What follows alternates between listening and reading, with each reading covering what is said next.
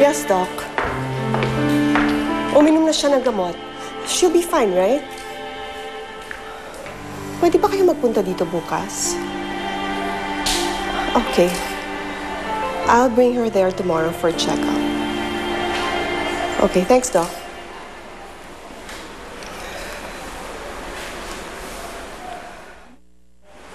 Bakit? Ano nangyari kay Lyra? Sumasakit kasi ang dibdib niya pero uminom na siya ng gamot.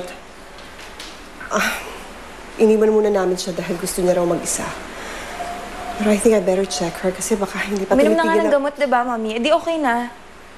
Ako, hindi niyo ba ako tatanungin?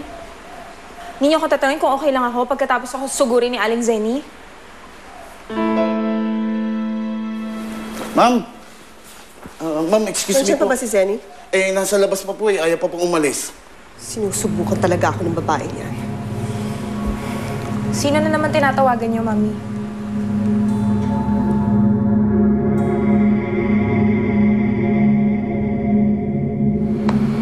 Hindi ko na siya maintindihan, pare.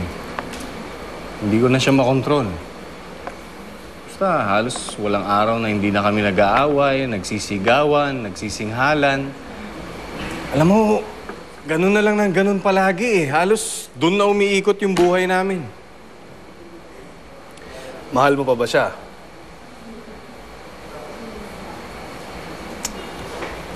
Honestly, pare,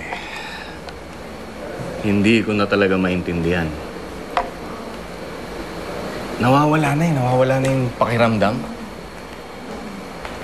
Pakiramdam ko ngayon, palagi na lang yung ginagawang impyerno yung buhay namin mag-asawa. Kaya, nakakapagod na, sobra. Eh, ba't ka pa nagtsatsaga? Pare, may choice ka. Nasa sa'yo yan.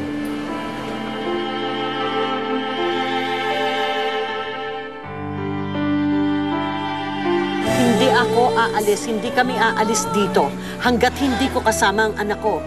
Hindi ka ba naawa sa kanya? Hindi ka ba nakukonsensya? Kaya ganun ako.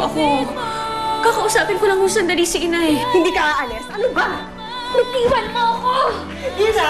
Nurse, get her BP, ha? First time ba nangyari sa kanya to? Transport siya dati, Doc. Ano nangyari kanina? Inatake siya sa puso kanina sa bahay.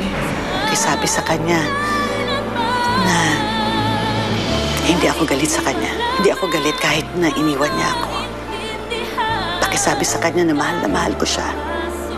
At naiintindihan ko kung ano yung ginawa niya. Mabuti pa, Roxanne. Maghiwalay na tayo. Sabi niya sa akin, ayaw niya na makisama sa akin.